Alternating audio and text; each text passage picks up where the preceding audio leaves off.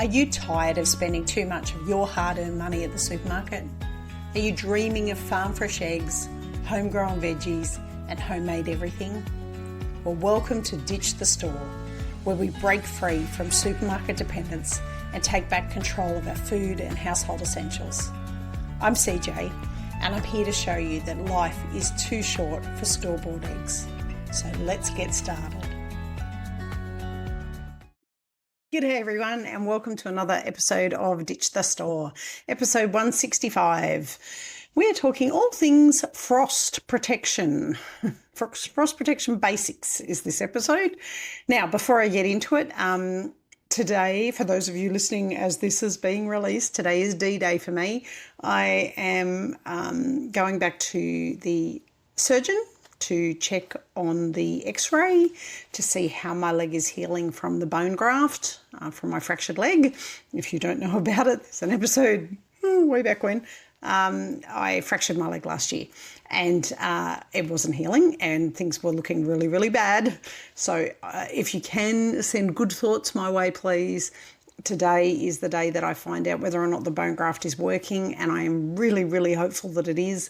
I am very much over this very long journey of having a fractured leg, and I'll be very glad to be out the other side and be back to my normal self and not be using crutches or pain relief or antibiotics, all those things.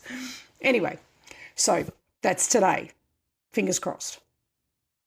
Episode 165, Frost Protection Basics. Now, we did delve in a fair bit last week in our greenhouse episode about frost protection, but I wanted to go into it in a little bit more detail. And obviously, if you live in Queensland or you're in some sunny, lovely area and you never have to worry about frost, I envy you. At the same time, I kind of like where I live in that we definitely get 4 very distinct seasons. I spent 4 years living in Papua New Guinea in the late 90s. And you really didn't have a winter or a summer. There was like a wet and a dry season. That was about it. But the temperature was pretty much the same all year round. Occasionally you might have to put a light cardigan on or something like that. But for the most part, it was the same temperature all the time. And I actually don't mind having the real distinct seasons that we have here. It's autumn at the moment, coming into winter, and the trees are just all that beautiful colour. There's leaves all over the ground. It's a very, very clear autumn kind of picture in the area that I live. I'm not a fan of freezing cold winters. I get a bit bummed out that it doesn't snow here.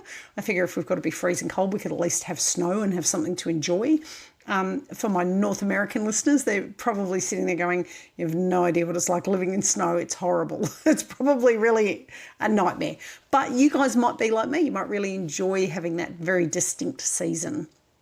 I know there's lots of areas in the States where you get snow through winter, like solid snow. I mean, Canada, all of Canada gets solid snow during winter. But there's lots of areas in the US that also have a very snowy winter. Whereas in Australia, that's rare. It's only literally in our alpine regions in New South Wales and Victoria that we get snow through winter. So we just get nasty old frosts instead. So frost is completely normal if you live in a cold climate like we do. And I attached the map to the last show notes, and I'll attach it again to this show notes. If you're in a cold climate, you can see what your zoning is. Frost is normal. It is part of having winter here in a cold climate. Like I say, it could be snow for some people, but for us, it is just purely a hard frost that lands on the ground. And I keep saying I don't think I'm going to enjoy the cold this year because of the fractured leg. I'm probably going to feel it a little bit more than what I did last year when I didn't have a fractured leg through winter. But I'm going to guess that my poor old leg's going to ache a little bit with the cold, but that's just something I'll have to get around. We do have a lovely wood fire in our house, which makes the house lovely and warm. So, yeah, inside's lovely. It's only outside where it's a bit of an issue. Now, with frost, the main thing is you're not trying to beat winter. Winter is a natural cycle that we have to go through, and I look at it as the dormancy cycle where a lot of things need the downtime. They need the rest. They need to not be working their ass off. in order to then go into spring and be able to do all those things. So we don't want to fight it. We don't want to change it. We don't want to not have a winter cycle. We want to have the winter cycle. We just want to make it so that what we have got planted out isn't going to die, and that it's going to be a bit more comfortable for us. So we're not going to be fighting things with our bare hands at 10 o'clock at night, in the pitch black because we forgot to move a plant and it's a clear sky and now we're going to have a frost. So we're going to go through how the frost works, how to judge your risk, cheap methods that actually work, and some dumb stuff to stop doing. So what is frost? Pure and simple, frost is just the ice crystals forming on the plant surfaces when the temperature drops low enough. And it usually happens once the temperature drops below 0 in Celsius. I don't know what that is in Fahrenheit. I think it's like 40 in Fahrenheit. Once it drops below 0, then any moisture that's in the air turns to ice. That's all it is. Now, clear nights are always going to be more heavily frost prone than a cloudy night. And that's because the clouds act like a blanket and they keep the temperature a little bit more stable overnight. So the chance of having a frost on a cloudy night is very, very low. But when it's a clear sky and you've got all the beautiful stars out, there is a really good chance the next morning you're going to have a frost. So clear, still nights, no wind. If there's wind, sometimes the frost can be kind of chased away by the wind. If it's still and clear, you are likely going to have a frost. So you need to be prepared for that. Frost pockets. If you're on a property that's larger than, a couple of acres, you might have some little valleys and dips. And in those areas, you are likely to have more frost, more heavy frost than in the areas that are higher. And that's simply because cold air will sink to the lowest. Those dips stay longer colder during the day as well, because sometimes it takes a lot longer for the sun to hit them because they're not up high. It takes a lot longer for the sun because the sun is on a reduced angle in winter. And so as it moves around, it may not get to some of those pockets. So you can have one garden bed that seems to be fine and another garden bed 10 metres away that just seems to cop it. And you just have to, play it by ear and work out which one you are going to use. If you know your garden, if you've got one that is in a really good spot, the sun gets to it first thing in the morning, sun stays on it until the afternoon, use that garden bed during your winter months if you're going to be growing. You've got to think of cold air a bit like water. It tends to run downhill and pools. And so anywhere where you've got a dip or a valley, it's going to sit there. Now, knowing your frost risk level, say that quickly 10 times, frost risk level, is important. Some areas will only ever get a light frost, and they're lucky in that way that they just, there might be a little bit of crunchiness to the ground. If you're in an area like me where we sometimes get -10s for 3 or 4 days in a row, the ground will harden up and it gets very, very hard. When you are scraping ice off your windscreen of your car with an ice scraper, you know you're in trouble. But also too, water troughs will freeze over. That happens regularly for us. You walk out across the grass and it's literally crunching and breaking under your feet because it's so frozen. So light frosts will give plants some leaf burn, and most plants can bounce back from a light frost.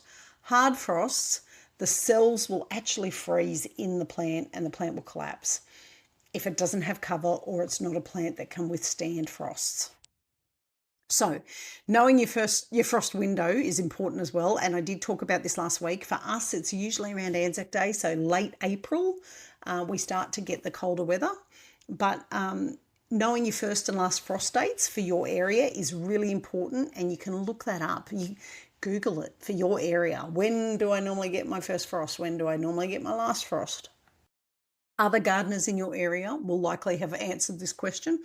And if you're on a gardening page that's local to your area, that's a good place to ask as well, because other gardeners are more than happy to let you know what a lot of people keep really good weather records and they'll let you know when it is. For us, it is late April, early May is our first frost, and our last frost is usually around August. That being said, there is always, Mother Nature loves to fuck with us. There is always a one of those super early frosts that you just did not see coming and you didn't move plants in, it happens. Don't beat yourself up about it. Or towards the end of the season, there will be that one late, I'm still cold frost that kind of hits you. And you might have already put seedlings out and all of a sudden, bam, you get hit with a frost. The main thing to watch for is, like I say, those cold, cloudless, still nights are the nights where it's more likely to happen. So if you have got plants out that are a bit of a risk, and you look out the window and go, wow, it's really, really cloudless and really still, excuse me, and you're a bit worried about frost, it would be a good time to go out and put something over the plants just to cover them, just to kind of prevent the disappointment the next morning of seeing plants completely burnt. It's just a good idea to have the rough guide to when they start and finish, because then you know for your gardening planning what you're doing.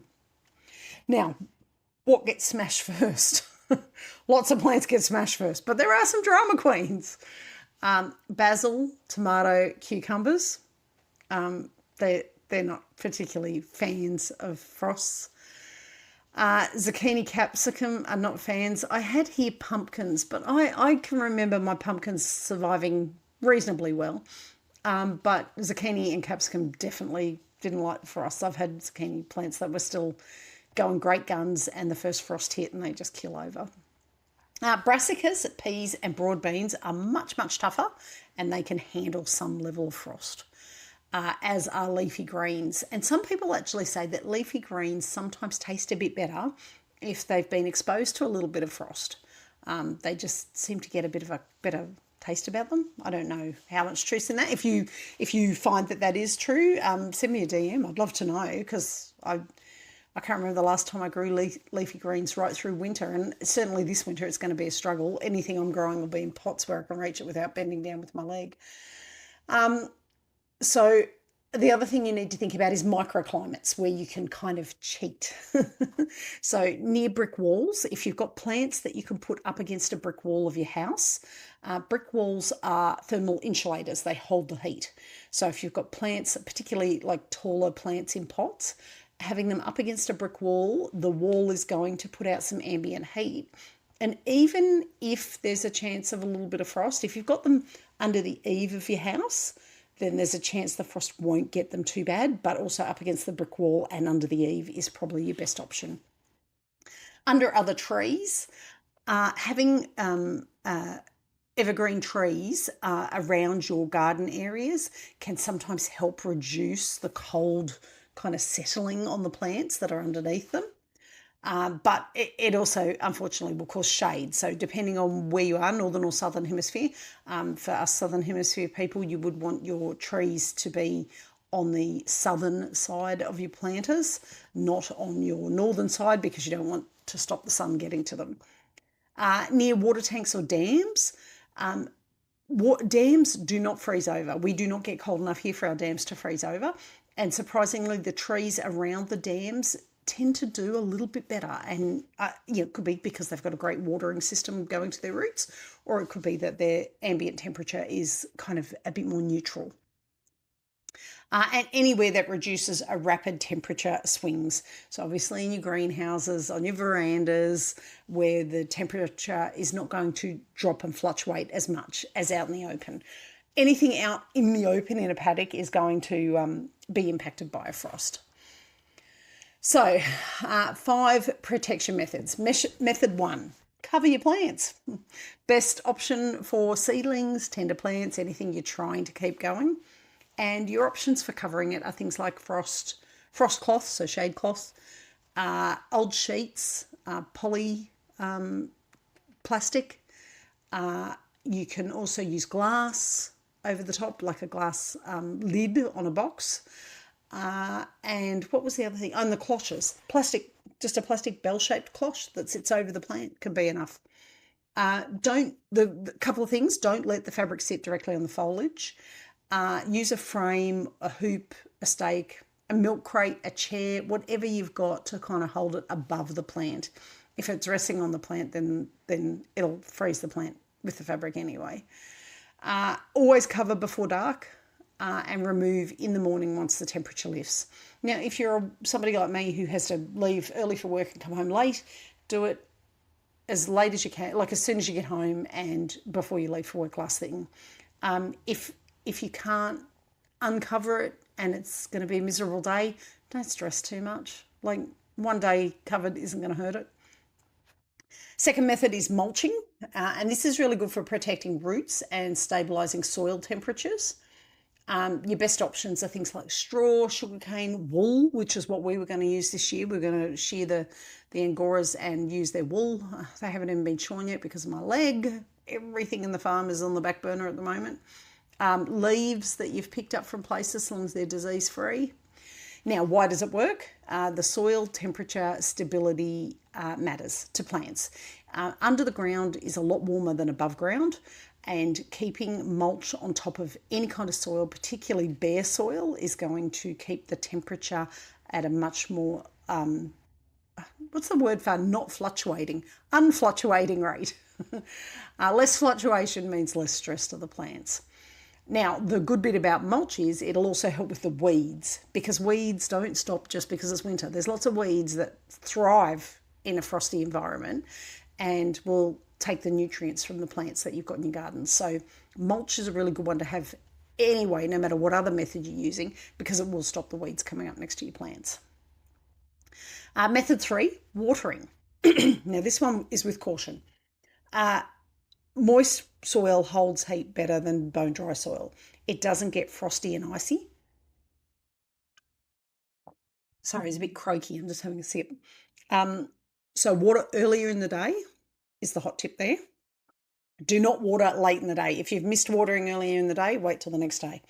Otherwise, you're just going to end up making an ice rink around your plants. You want to water the soil, not the leaves. You don't want the extra moisture being on the plant, because that will just freeze as it gets cold. Next one, method 4, is moving pots. So having pots that you can move into an area where you can put them under cover. Pots that are sitting above ground are going to, the soil will get colder than in-ground plants will.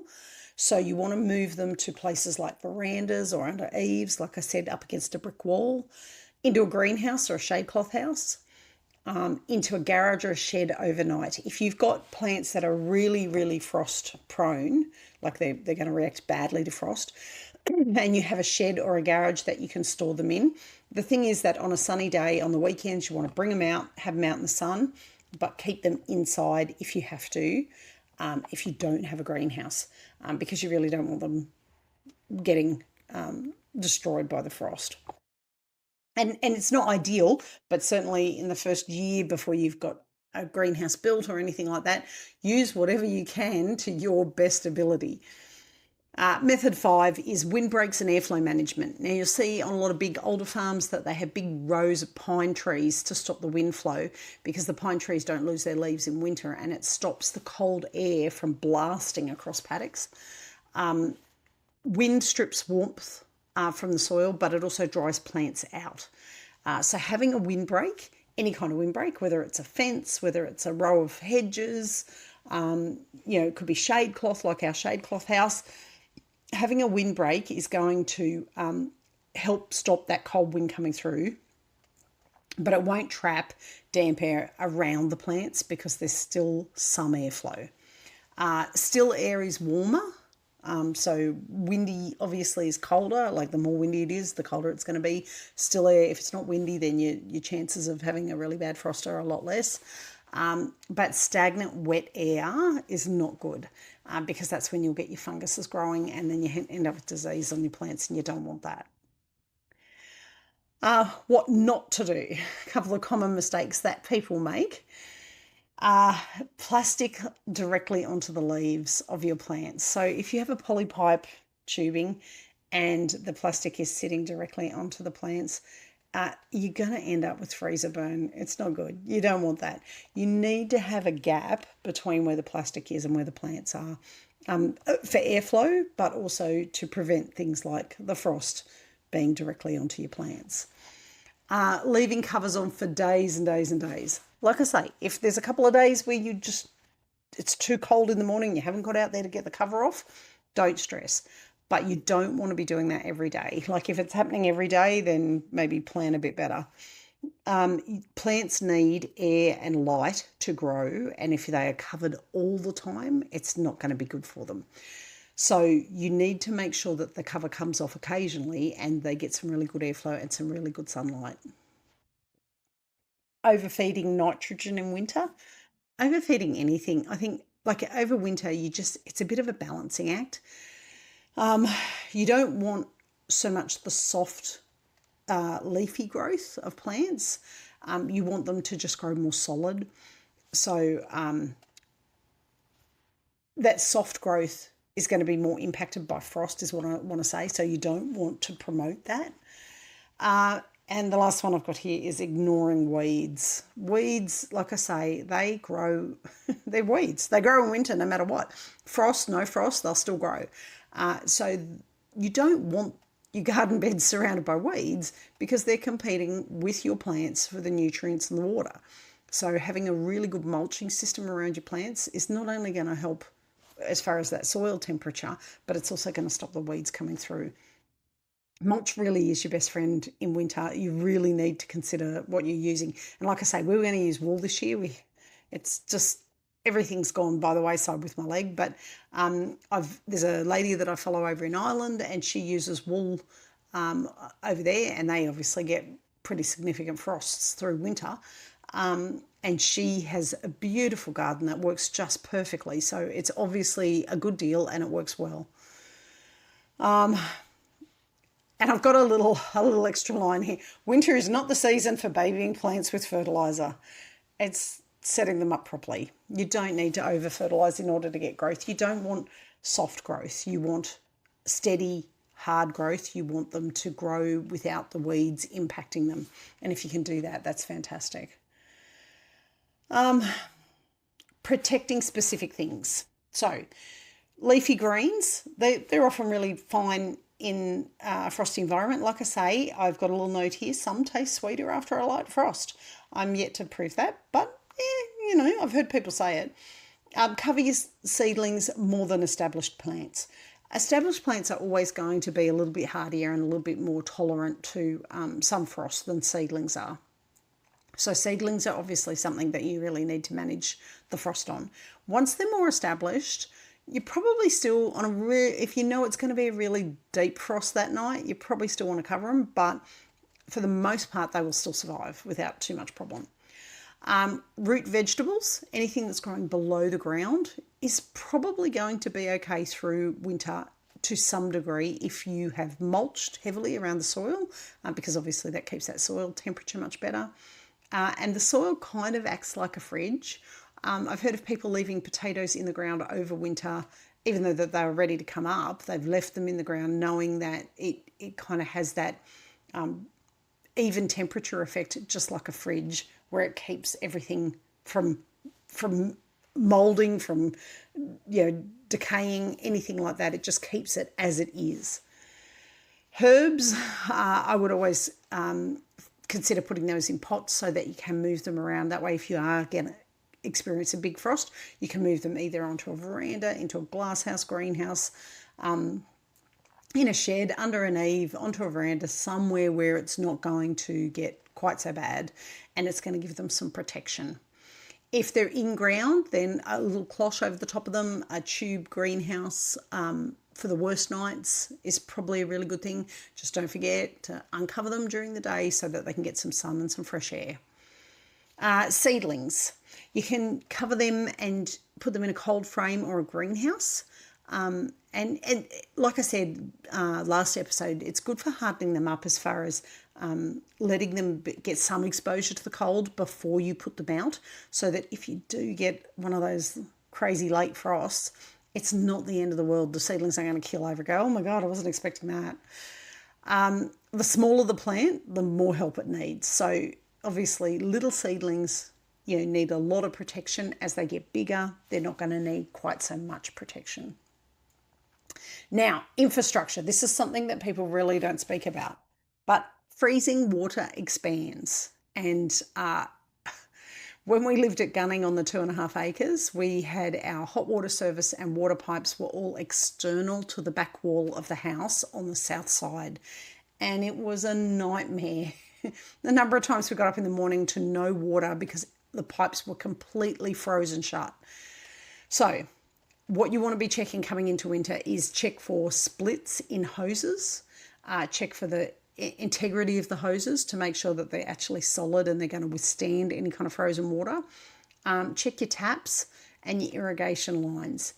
If you know that you're not going to be using certain pipes, taps, drains, irrigation lines through winter, it's a good idea to drain the water out of them, because then you don't have to worry about that whole water expanding inside and possibly splitting, cracking or damaging the pipes. If you are irrigating, check your frozen pipes each morning. What you can do is insulate sections of the pipe that you know are more prone to freezing. So after we'd been at Gunning for a year and we worked out we were having this problem with the freezing pipes, we actually wrapped old towels and blankets and old horse rugs and things like that around the pipes that were exposed on the back wall. Now, we didn't keep those on all year round. We only put them on through winter. But it was enough to insulate the pipes and the joiners and everything so that we didn't have that blockage every time it froze outside. It can just be enough to just stop that complete freeze where you get inside, you turn your tap on and go, shit, I got no water. Winter's also a really good time for you to fix some things, and we did talk about our May cleaning up jobs, but things like trellises, garden bed edges, gates and latches, animal proofing areas. When you don't have an abundance of stuff growing in your garden, it's a good time to check the irrigation pipes, make sure everything's right. Check the fencing, make sure that you can keep out all the rabbits, so that when you do plant in spring, you're not going to be inundated by pests. And that's nearly it. The one thing I was going to go through is like a bit of a frost plan checklist, I guess. So a good way to kind of manage it through the year, through the winter months, is to check the forecast in the late afternoon and have a look and see what they're saying it's going to be. If it's going to be a still night and it's not going to, there's no cloud cover, you look out the window and you go, there's no cloud cover, it looks really starry, then there's a good chance you could end up with a frost the next day. Identify what you actually care about saving. There may be some plants that you don't have the equipment to cover everything. So pick the ones that you really want to save and cover them.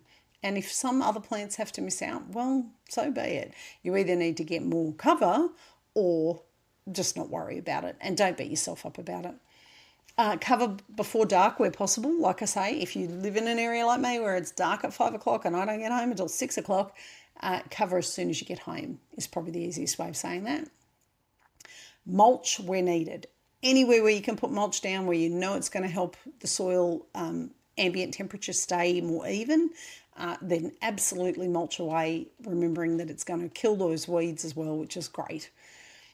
Move pots. So I would say around May, around now, if you've got things in pots that you know are going to be impacted by frost, it's a good time to move them somewhere on a veranda, under an awning, under a tree, anywhere where they're going to be a little bit more protected from a frost than what they are sitting where they are. Remove covers mid-morning once it warms up. If you're at work and you can't remove it mid-morning, remove it before you go to work. That being said, if you know that the day is going to be a miserable day and the frost is not going to clear until lunchtime, that'd be your day to leave the cover on. And I say, don't beat yourself up about having to leave the cover on, but don't do it consecutively for more than a couple of days in a row. You want some airflow and sunlight getting to those plants. So if you have 2 days in a row where you have to cover them, then on the third day, bite the bullet and uncover them. Keep notes. This is something people don't do, and I love writing lists, but I'm terrible sometimes at keeping notes. Keep a record of what survived and what didn't, and what was impacted the most by frost this winter, and whether or not you would bother with that again next year. If something's just too much hard work through those frosty periods, then review whether or not you really need it. If you don't need it, don't make more work for yourself. If you're homesteading and trying to do all the things at the moment anyway, you've probably got enough on your plate. And certainly since I've hurt myself, I've had to slow down so much that I've learned that there are some things that are vital and have to happen. And there are lots of other things where I just go, nah, that is not so important to me and it can go on the back burner. And I really don't mind if that does not happen this time. And that's, unfortunately, that's what's had to happen with, our goat breeding program. The AI did not happen this year because I was in hospital again. So next year, we're going to have the most amazing AI program because I will be up and about and we will definitely get things started. But some years you just have to dust yourself off and say, it's not happening this year. Those plants aren't going to work this year for me with this frost. So I'm not going to do it. And that's okay too. Anyway, it was a shorter episode this week. I hope everybody's doing well, and let me know what your go-to solution is to keep frost off your plants. I will post some pictures of our shade cloth greenhouse and what we're doing out in the garden. The handy helper's doing most of it because I'm still incapacitated. But like I say, today's D-Day, so if you're listening to this as this episode has dropped, fingers crossed for me, please. I will be finding out today whether or not the bone graft worked. If the bone graft worked, then we are moving ahead with the next stage of healing and hopefully getting me off crutches and back to doing normal chores around the farm again, which would be awesome because I really do miss it. Anyway, I will speak to you all next week. Next week, we are talking about things that you can still grow through winter. We're going to go through, and I might even go through different zones, not just my zone, but other zones, the kinds of things that you can grow through winter and what's going to work and what's not. Anyway, that's it for me. Bye for now, and I'll talk to you all again next week. Ciao. Well, that's it for today's episode of Ditch the Store. If you're loving the journey to self-sufficiency, be sure to subscribe. You can also leave a review for us or share this episode with a friend who's ready to break up with their supermarket. If you've got questions or success stories, we'd love to hear about them on the socials. You can also find me at www.mojohomestead.net. Until next time, keep raising, growing and making. And remember, life's too short for store-bought eggs.